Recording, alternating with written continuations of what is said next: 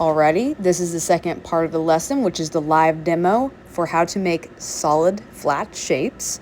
And I'm going to be demonstrating the square and the triangle. The first thing I'm going to do is I'm going to select my size, which is going to be 1 3/4 of an inch or 1.75 inches. I'm going to lay my stencil down onto my work surface, take my pencil, I'm going to trace the circle, and then I'm going to mark my degrees, my 90, 180, 270, and 360. After I have those marked, I'm going to move my stencil out of the way, grab my ruler, and then I'm going to connect the points from 90 to 180, 180 to 270, and 270 to 360 because this shape is going to be a square. The old saying is well begun is half done. And what that means to me personally is that if I take the time and the initiative to create a solid foundation from the prep work that I make moving forward into the piece, I will transition from one step to the other seamlessly, not having to go back and make tweaks or completely rework something simply because I was not willing to take the extra few minutes to make sure that everything was lined up and ready for me before I moved forward. I really do encourage you to have that mindset while in the studio because your time is worth the investment of your own efforts.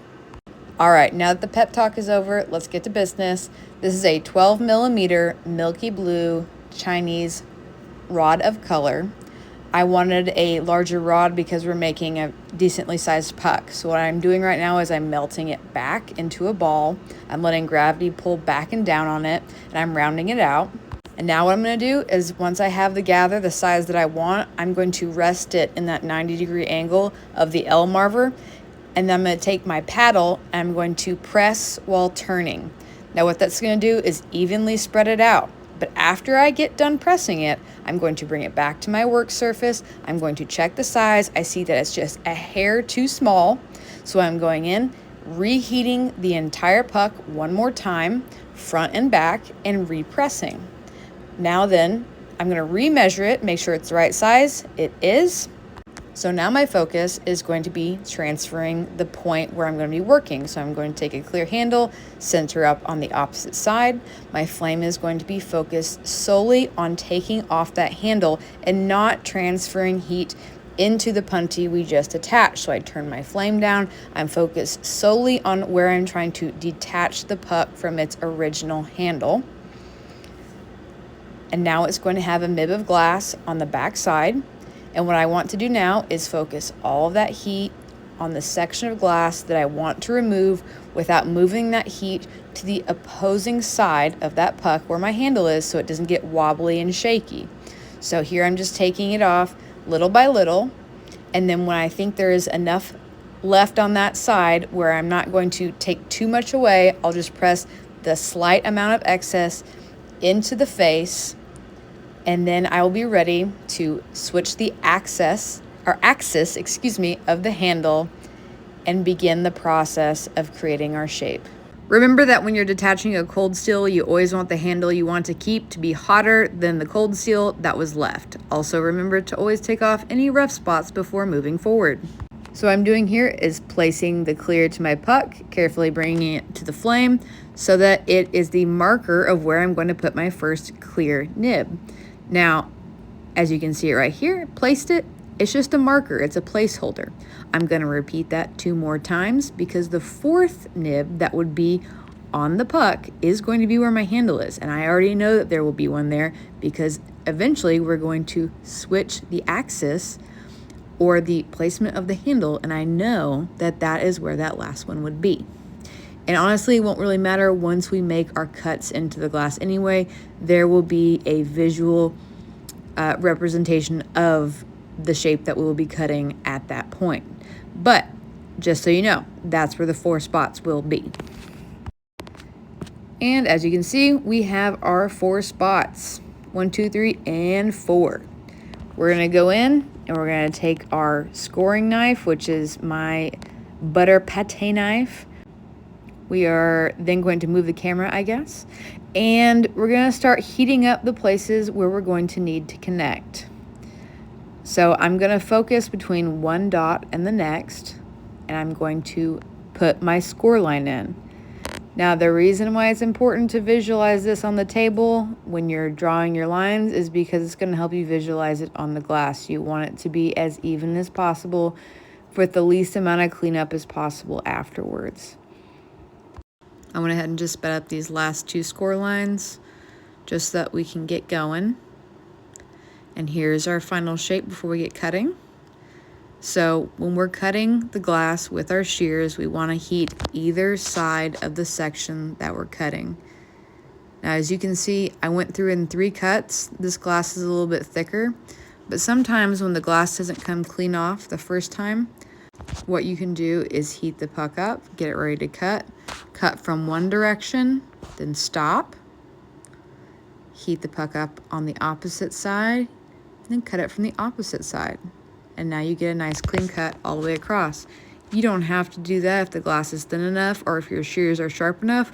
My shears are older at this point. They used to cut through a lot better than they do now, but I've been doing it for a while and they've gotten duller over the years and I haven't resharpened them. So that's just my little trick, is to go from one side and then to the other. All right, now what I'm doing is I'm changing where I'm holding my glass because now I want to cut the opposite side of the square. And I want to make it where it's the most desirable spot for me to have access to cutting this glass. I don't want to cut the glass and have it shoot towards me, beside me, or away from me where I cannot see it or cannot control it. I'm always wanting to cut the glass in front of me and having it go away from me. And the reason for that is because you don't want it to fall into your lap, onto your feet, onto the floor, or onto somebody, into something. That's just not an ideal situation. All right, now that I've cut every side, I'm going to take my paddle, I'm going to smooth it out onto my marver, and I'm going to make sure that there are any excess lumps or bumps that got squeezed into it. I'm looking and I'm seeing that a portion of the square is a little bit thicker than I wanted, so I'm going to take a very tiny amount off. Tried to cut it, didn't want to cut, so I'm going to take my punty, I'm going to heat, and then I'm going to pull the small segment off to make sure that the square is nice and crisp and even. I went ahead and flame polished my shape, and now we have a beautiful little square. So the next shape we're making is a triangle.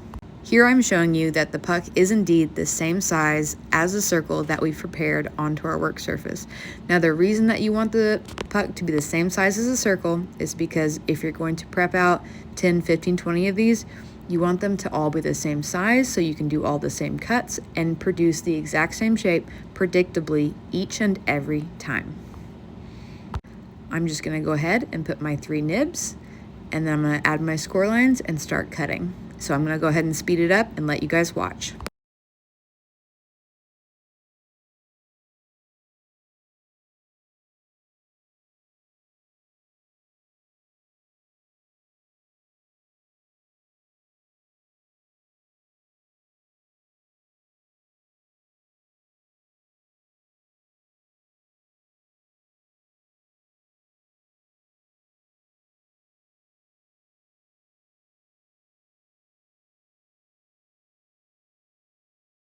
So remember how I said don't cut towards yourself?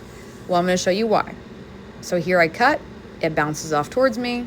If it had enough inertia, it could have fallen into my lap, into my chair, onto my floor, onto my feet. You know, it could have bounced away somewhere, it could have caught fire, who knows? So what you're trying to do in that situation is avoid having things fall where they don't belong.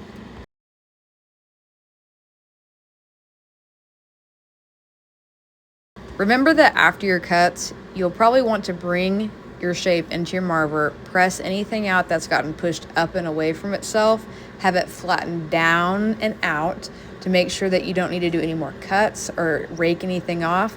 Make sure that you're building the shape that you want at the thickness that you desire. And here I'm going to go ahead and transfer my handles, and I'm going to cut the back side of my triangle.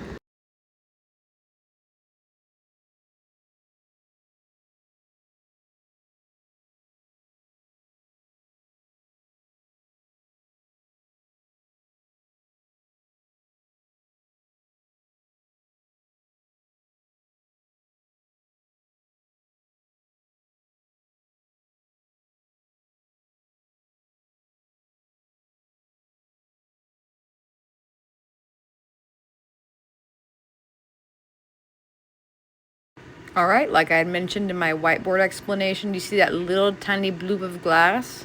I'm gonna heat that up. I'm gonna take my clear putty. I'm going to pull that off of the edge down and away from the shape. And I'm gonna make a nice sharp edge on the bottom of my triangle. Then I will take my shape into my L marver with my hand paddle and just make all of the points nice and crispy. Remember, micro adjustments are always going to be better when working with shapes, so that you don't have to fix a larger mess up if you need to move the glass one way or another to fix it. All right, and that's going to conclude our live demo for how to make shapes. I hope it was informative, I hope it was helpful, and I hope you guys enjoyed. Thanks so much, and I'll see you next time.